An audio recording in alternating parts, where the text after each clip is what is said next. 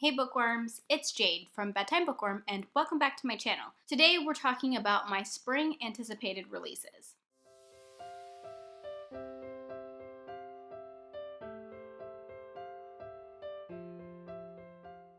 My anticipated releases videos are some of my favorite videos to make. I love putting these lists together and talking about the books that are coming out soon that I'm most excited about. So this video is going to cover what I consider to be spring, that is March, April, and May. Typically in my anticipated releases videos, I've been doing 20 books, but this time I really couldn't limit it to 20, and so instead we're going to be talking about 25 books that are coming out in the next 3 months that I am really excited for. As a reminder, even though I'm excited about these books coming out, it doesn't mean that I'm necessarily going to read them, at least not right away, so this isn't a TBR. That will be a separate video. My spring TBR will be coming out in about 2 weeks. I just generally don't read a lot of new releases. I kind of like to do the wait and see approach and see which ones end up getting good reviews or live up to the hype for other people. All right, let's jump right in. I have a lot of books to talk about. March ended up being the month that I had the most releases for. In fact, most of these are coming out on March 3rd, so March 3rd is a really big publishing day. The first book I want to talk about is The Kingdom of Back by Marie Lu. This is coming out on March 3rd from G.P. Putnam's Sons Books for Young Readers. I have my Goodreads pages all pulled up right here, so if I look off to the side, that's what I'm looking at. So I've previously read and enjoyed Marie Lu. I've read the first 2 books in her Young Elite series, but I know that I really like her writing. I want to try her Legend series, but I haven't read it yet. But this looks to be like a standalone, and it's about Mozart, except there's magic, so it is a fantasy, but it's like a historical fantasy retelling about Mozart, which I am super interested in. Actually, it's about Mozart's sister. The first part of the synopsis says, from #1 New York Times bestselling author Marie Lu comes a historical YA fantasy about a musical prodigy and the dangerous lengths she'll go to make history remember her. Perfect for fans of Susanna Clarke and the Hazelwood, which I haven't read either of those things. And then the last paragraph of the synopsis says, in her first work of historical fiction, #1 New York Times bestselling author Marie Lu spins a lush, lyrically told story of music, magic, and the unbreakable bond between a brother and a sister. I love stories about sibling bonds. I love music. Many of you probably don't know, but I grew up playing multiple instruments. So yeah, this one sounds really cool and I definitely want to read it. The next book I want to talk about is The Midnight Lie by Marie Rudkowski. This is coming out on March 3rd by Farrar, Straus, and Giroux. This is the first book in a new series, and it's a series that's set in the same world as her Winter's Curse series, which I haven't read, but it is high on my series TBR. I really want to read it because I've heard a lot of good things. So this is the first book in a duology set in that same world. And that's all I know about it, but that's enough to get me really interested. I do like to read things in publication order, so I will definitely be starting with her Winter's Curse series, so I won't read this soon, but I was excited to see her coming out with a new book. Another YA book that's coming out on March 3rd that I'm really intrigued by is The Winter Duke by Claire Eliza Bartlett.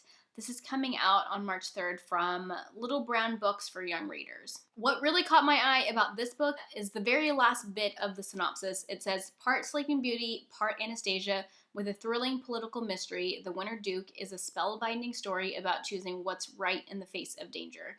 That sounds right up my alley. I have been wanting to read more like Anastasia-inspired stories because that's one of my favorite stories from when I was growing up. But putting that together with Sleeping Beauty, it sounds really interesting, and I think there might be a female-female romance. Another book coming out on March 3rd from Scholastic Press is The Light in Hidden Places by Sharon Cameron.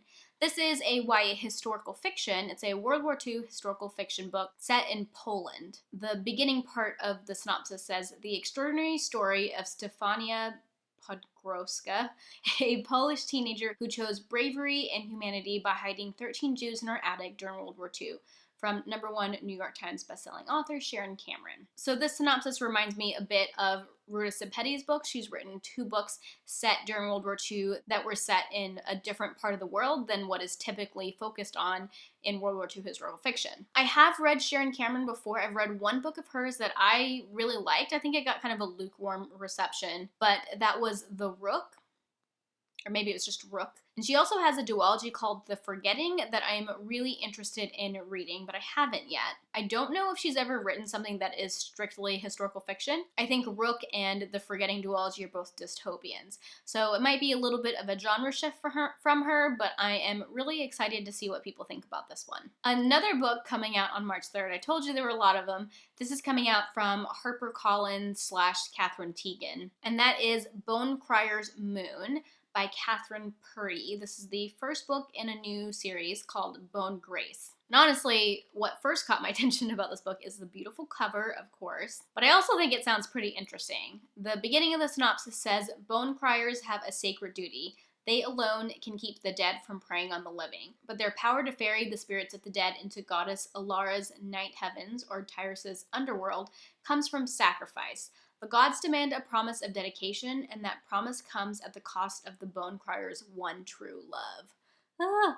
That sounds really good. The part about keeping the dead from preying on the living sounds kind of like zombie apocalypse-ish, which is very intriguing, but also the part about sacrificing your one true love sounds like a romance trope that I will really like. I probably won't be reading this anytime soon because it is the beginning of a series, but I will definitely be keeping my ears perked to see what people think of it. And then the last YA book that's coming out in March that I want to talk about is Be Not Far From Me by Mindy McGinnis. This is coming out on March 3rd, also from Catherine Teigen Books. This is actually going to be a contemporary novel. It's a YA contemporary, but it's a survival story. And it's been a while since I've read survival stories, but I know that's a genre that I really like. So it's about a girl that goes hiking and she falls into a ravine when she's alone, and it's about her trying to survive and get out of the situation. Mindy McGinnis is an author that really interests me. She has written multiple books, and pretty much all of them, I feel like, are in different genres, which I think is really cool.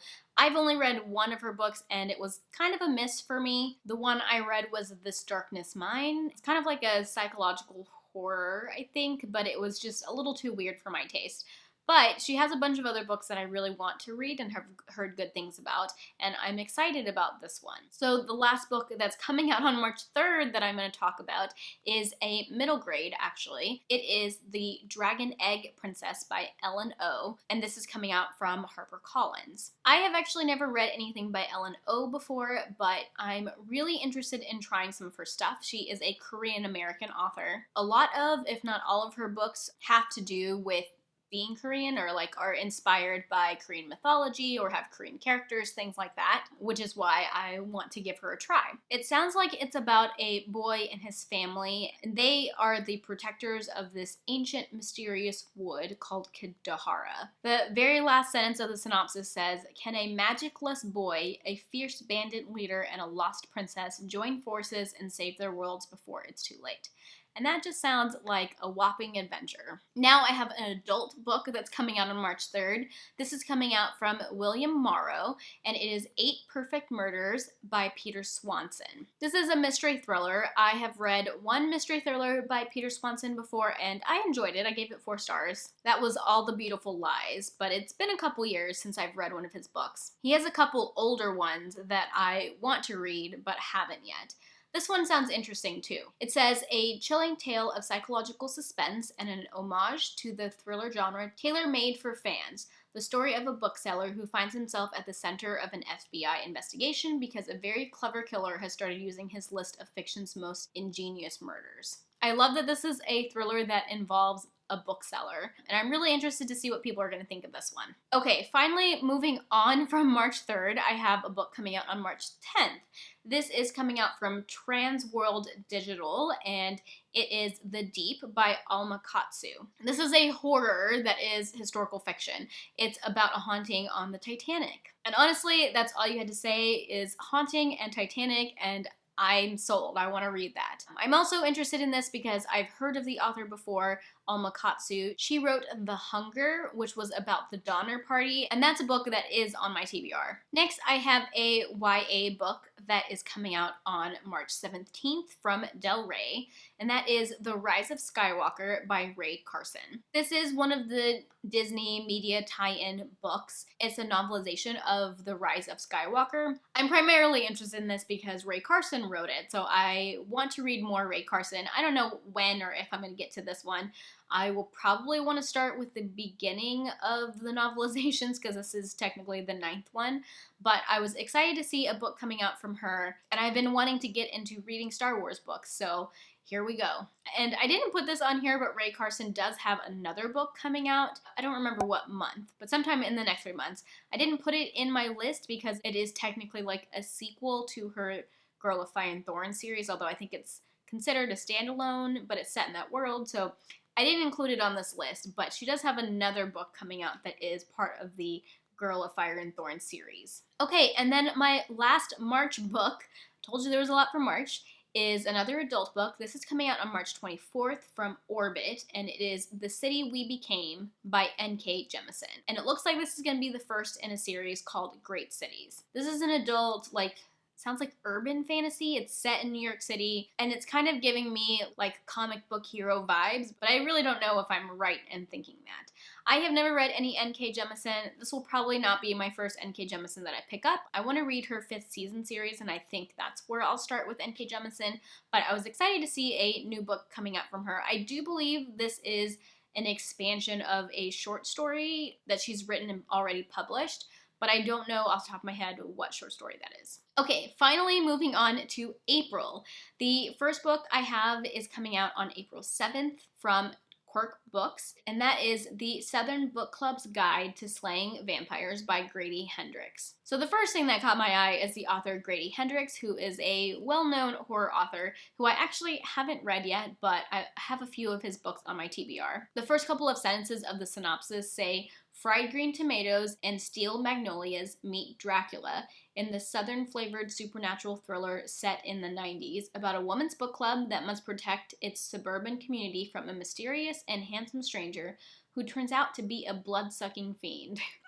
And that little paragraph just makes me giggle. I think this sounds like a lot of fun, and I am very interested to see what people will think of it. Next, I have Ruthless Gods by Emily A. Duncan. This is the second book in the Something Dark and Holy series. The first book was Wicked Saints, which I read and enjoyed last year. I will definitely be reading this one because I have an advanced reader copy that I received at BookNet Fest when I went last year, and I'm really hoping that I'm going to like this sequel. This is a YA fantasy set in like a pretty dark world. I think it's like a Russian-inspired world, but there's a lot of blood magic in this book or in this series, so if that makes you a little squeamish or uncomfortable, that's something you should know before going in. I'm really interested to see what's going to happen with the romance in this series. I have a feeling it's not going to go the way that I want it to go, so we'll see what happens. And then moving on to April 14th, this book is coming out from Orbit. It is The Book of Coley by M.R. Carey, and it does look like this is going to be the first book in a trilogy called the Rampart Trilogy. I really enjoyed M.R. Carey's duology, The Girl with All the Gifts. I especially really liked some of the science that was in those books, and this book looks to be kind of like in a similar vein. The first bit of the synopsis says, "The first in a gripping new trilogy, The Book of Coley charts the journey of one unforgettable young boy struggling to find his place in a chilling post-apocalyptic world. Perfect for readers of Station 11 and Annihilation." I am really excited about this book, and I might even try getting my hands on an early copy of it. Okay, moving on to April 21st. This book is coming out from Harper Voyager, and it's Race the Sands by Sarah Beth Durst. I am interested in reading this because of the author. I have never read Sarah Beth Durst before, but I've heard a lot of good things about her Queen of Renthia series. My friend Joshana loves that series, and I want to eventually read that series, but this is going to be a standalone from this author, which there's not a lot of fantasy standalones out there, so I am excited about that in and of itself. The beginning of the synopsis says, "In this epic standalone fantasy, the acclaimed author of the Queens of Renthia series introduces an imaginative new world in which a pair of strong and determined women risk their lives battling injustice, corruption, and deadly enemies in their quest to become monster racing champions."